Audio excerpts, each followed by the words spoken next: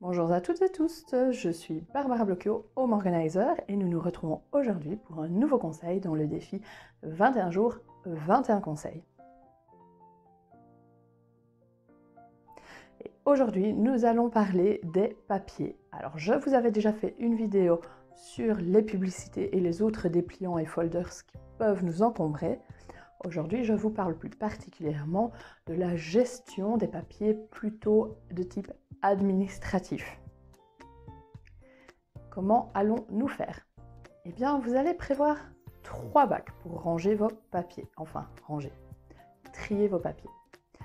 3 bacs de rangement, vous savez, ces bacs qui s'empilent. Je vous montre tout de suite.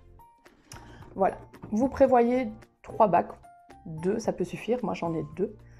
Et une étiquette pour chaque bac.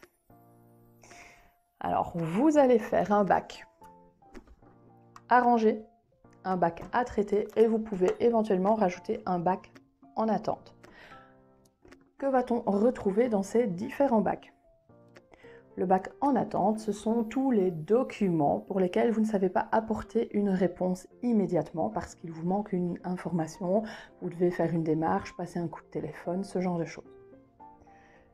Le bac à traiter, ce sont tous les documents que vous recevez et qui nécessitent votre réponse, que ce soit une facture à payer, un formulaire à remplir. Vous pouvez les ranger dans le bac à traiter. Et le bac à ranger, ce sont tous les documents qui étaient dans à traiter, qui ont été traités. Vous allez pouvoir les faire glisser dans le bac à ranger.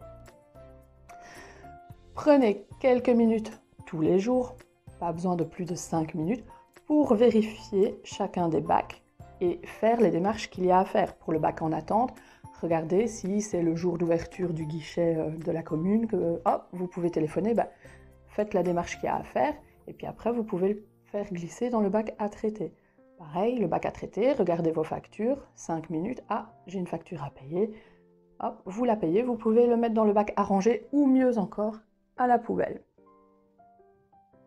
Donc vous allez prendre à peu près 5 minutes tous les jours pour regarder ce qu'il y a dans chaque bac et mener les actions qu'il y a à faire par rapport à chaque document.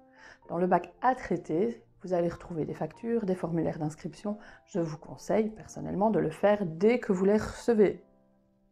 C'est pas toujours possible, faute d'argent pour le paiement, des choses comme ça. Donc c'est pour cela qu'on insiste, prenez 5 minutes tous les jours pour vérifier. De cette manière, vous êtes sûr de ne pas dépasser le délai de paiement. Une fois que les factures sont payées, soit vous pouvez les mettre dans le bac à ranger parce que vous avez décidé de les garder, ou vous pouvez directement les mettre à la poubelle. Parce que oui, une fois que c'est payé, à quoi ça sert de le garder? Avoir une preuve? Vous aurez toujours votre extrait de banque, votre extrait de compte plutôt, pour pouvoir montrer que ça a été payé. Donc, personnellement, c'est fini, je ne garde plus les factures. Quand elles sont payées, ça va directement à la poubelle. Je récapitule. Vous prenez à peu près 5 minutes par jour pour analyser les 2 ou 3 bacs de tri de papier. En attente, regardez si, tiens, aujourd'hui c'est le jour où je peux téléphoner au guichet, zoup, je prends le papier, je passe mon coup de téléphone et je vais pouvoir le glisser dans à traiter une fois que j'ai obtenu l'information. Le bac à traiter, quelles sont les factures à payer, les documents à remplir. Et le bac à ranger, attention, ranger les papiers, je vous l'ai dit dans une précédente vidéo sur la loi du moindre effort, évitez les classeurs, donnez plutôt la préférence à tout ce qui est dossier suspendu, c'est moins d'effort, ça va plus vite à ranger. Et enfin, je vous l'ai dit, essayez de jeter directement ce qui a été payé, vous retrouverez une trace du paiement dans votre application bancaire, dans vos extraits de compte.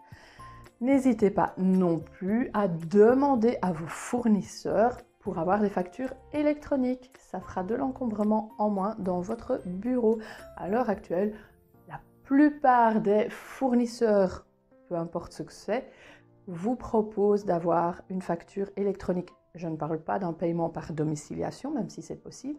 Non, vous prenez par exemple la facture via Zoom Meet, vous la payez quand vous voulez. Vous recevez un mail pour vous dire attention, il y a une facture. Et en plus de ça, vous avez des mails de rappel quand la date approche ou qu'elle est dépassée. J'espère que ces petits conseils auront pu vous aider dans votre gestion des papiers et on se retrouve demain pour un nouveau conseil.